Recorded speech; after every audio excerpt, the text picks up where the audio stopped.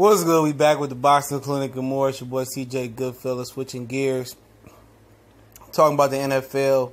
And you read the title. Before we get into the title, don't forget to smash that subscribe button. Hit the bell icon button. Always check the description, man. We on Facebook, Instagram, Twitter. Also, the podcast link is there as well. Raw and Cut. Triple rated R, not for kids' ears. 11 episodes of really, really good political, sports, and everything in between talk as well. Y'all know what the business is, man. And Kelvin Benjamin, you know, kind of took a dookie on Cam Newton, man. He went on, I'll link the article from the score in the description. He went on to say that it wasn't a good fit for him in Carolina. You know, how somebody, asks you questions and you irritated, and you really don't want to really hang somebody out to dry and it just come out because, you've been wanting to let it out. He let it out publicly, man. That just shows you when you're in the locker room with something, it's totally different from perception. There's fights that go on, all that stuff they showed. Geno Smith getting his jaw broke, all the stuff you hear about, Terrell Owens beating up Hugh Douglas. Not Hugh Douglas. It was, forget the big guy's name. He used to be on TV. All the stuff you hear about the locker room is true. It goes on more times than not. And, Benjamin said that, Cam Newton, he wasn't a good fit. He wasn't accurate enough. He says that, it's hard to be basically I'm paraphrasing, hard to be a great receiver or be a really, really serviceable, good receiver when your quarterback not accurate, when you got to make a tough catch every time. He said, if I had Eli, Ben Roethlisberger, Aaron Rodgers, I'd be a better quarterback or a better receiver, And he basically said that, Cam Newton is not an accurate quarterback. And I don't like Cam Newton anyway. You know what I'm saying? Once liked him, but, he's a fake smiling guy, dude that tried to tiptoe the line. A dude that didn't support Kaepernick and what he was doing and shied away from that. Same dude that's just fake. He just come off as a fake dude, bro. Really, really fake, artificial dude, And I can get into deeper, but, and Benjamin has some straight seasons with the Carolina Panthers, but, he probably telling the truth. He probably would be a better receiver with Rodgers or Manning or Ben Roethlisberger. That's an actual fact for Kelvin Benjamin to say that. You know what I'm saying? And people forget that. People underrate and overrate certain receivers based on, what offense they in, man.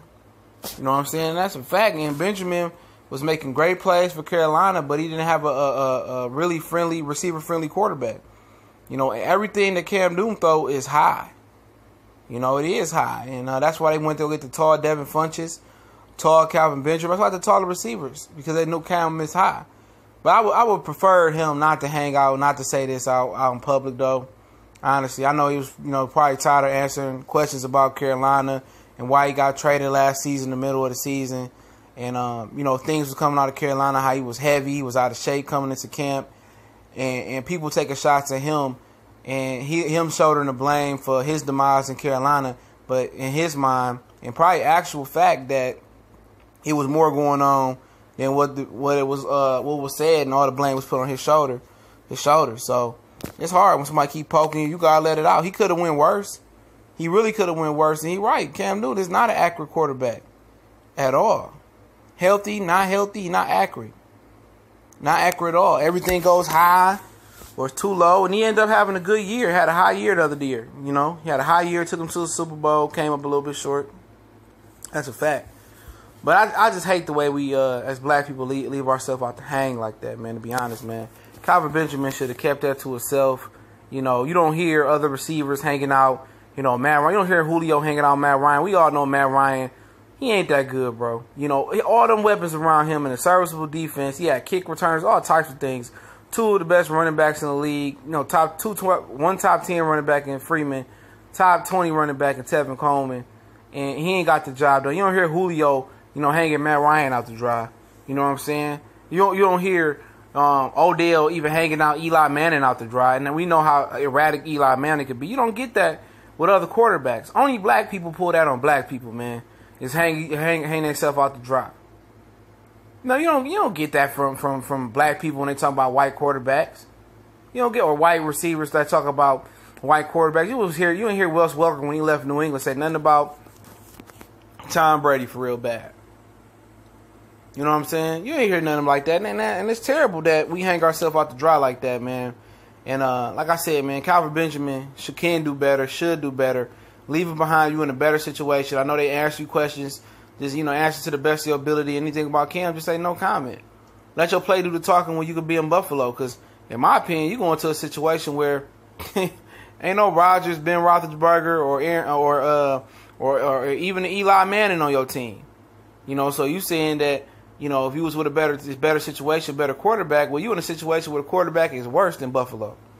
So you shouldn't be woofing about nothing. But like I said, we the only people that really do that, man, on a regular basis. Only people that do that, man. And like I said, completely I don't like Cam. And I have my reasons for not liking him.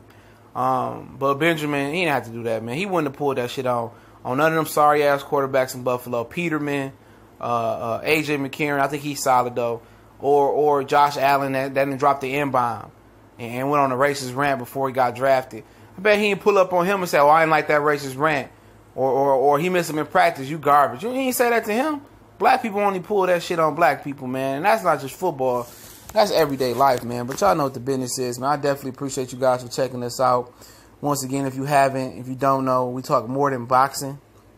Don't let the name fool you. That's where the and more come in. We talk more than just sports, talk politics. And check out that podcast. The first link into the description. Myself and the Cali Enigma. I'm going to link his channel to the description.